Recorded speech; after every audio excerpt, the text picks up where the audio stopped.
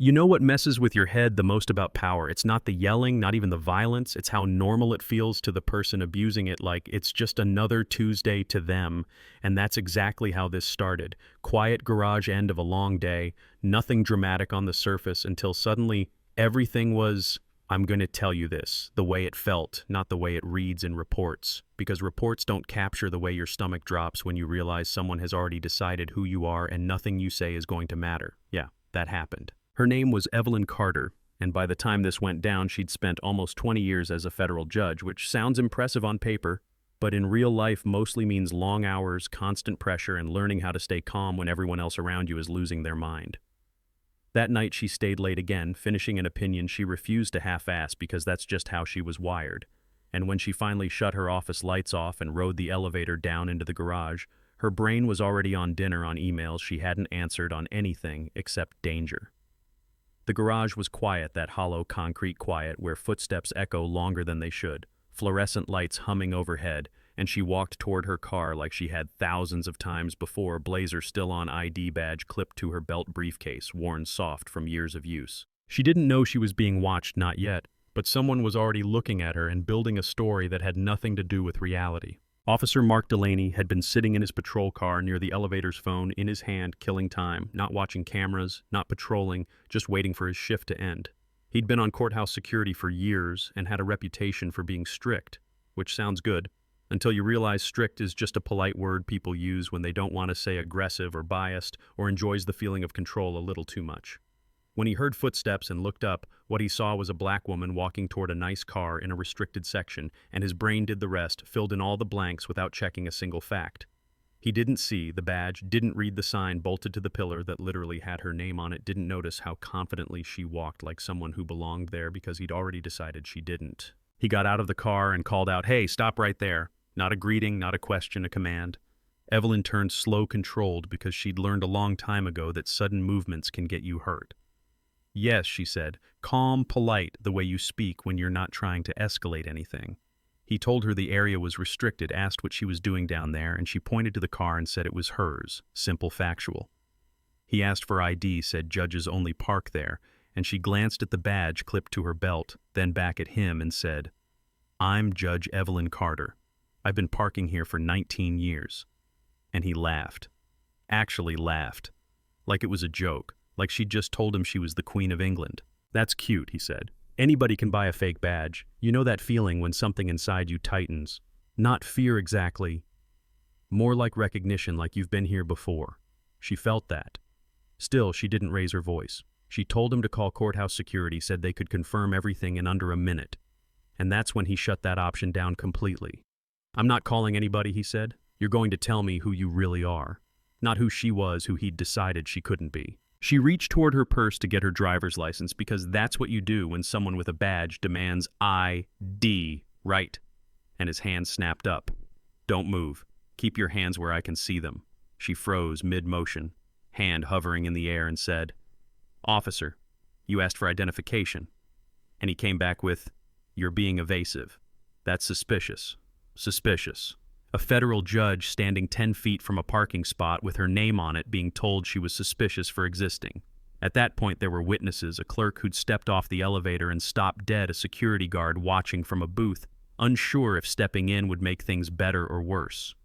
Delaney's voice got louder, fed off the echo, fed off the power of the moment. "Turn around. Hands on the car, now." And Evelyn looked him in the eye and said steady, clear, "You're making a serious mistake. Verify who I am before this goes any further." That's the thing people don't get. She wasn't defiant. She was warning him, giving him an exit ramp. He didn't take it. He stepped closer, too close, and said, "I don't take orders from you." And then he grabbed her, hard, spun her around and shoved her face first into the hood of her own car. The sound was awful, metal and bone, her glasses flying off and skidding across the concrete briefcase, hitting the ground and exploding, open papers sliding everywhere. He yanked her arms behind her back at an angle that sent pain straight through her shoulders and snapped the cuffs on so tight they bit into her skin. "You're hurting me," she said through clenched teeth. "I'm not resisting." And he leaned in close enough that she could smell his breath and said, "You should have cooperated. People like you always make things difficult."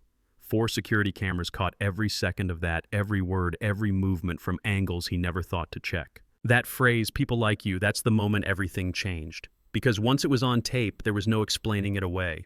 The clerk started recording on her phone, hands shaking. The security guard finally called for backup, and then the elevator doors opened again. Judge Leonard Hayes stepped out, took one look and froze, then exploded.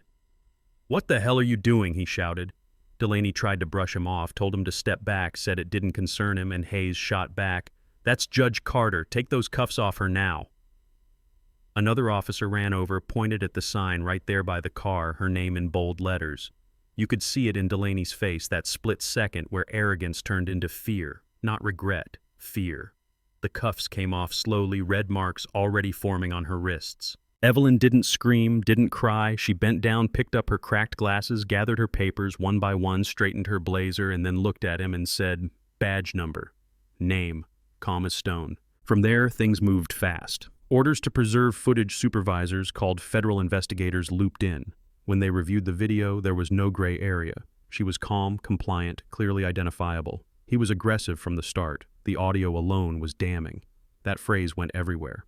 Old complaints that had been buried for years got pulled back out, and suddenly patterns appeared that people had been pretending not to see. Attorneys, clerks, employees, all telling the same story, all ignored until now. Delaney was charged. The department tried damage control, put out statements about misunderstandings and protocol, but the footage shut that down hard. You can't spin 11 minutes of reality. The trial was long, heavy weeks of watching the same video over and over, and the jury didn't need much convincing. Guilty on all counts. The sentence was years in federal prison, one of the harshest for civil rights violations in that district. The man who thought his badge made him untouchable stood there silent as the consequences caught up to him. Evelyn later filed a civil suit, and the city settled before it ever reached a courtroom. Millions paid out reforms, mandated that should have existed decades earlier. Oversight boards, automatic footage review, zero-tolerance policies, written in ink instead of press releases. She went back to the bench the next week, same posture, same calm authority, but something had shifted. Her story wasn't just hers anymore. It belonged to everyone who'd ever been told they didn't belong, who'd been judged before being known, who'd been silenced because the person hurting them wore a uniform. And here's where it gets uncomfortable because people still argue about it. Would this have ended the same way if there were no cameras? If she wasn't a judge, how many stories never see daylight because there's no video, no witness, no title, powerful enough to force the truth out? That's what I want to hear from you.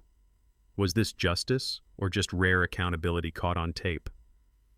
Have you ever seen power abused and shrugged off because the wrong person was on the receiving end? Drop your thoughts, tell your story, push back if you disagree, because the only thing that guarantees this keeps happening is everyone staying quiet.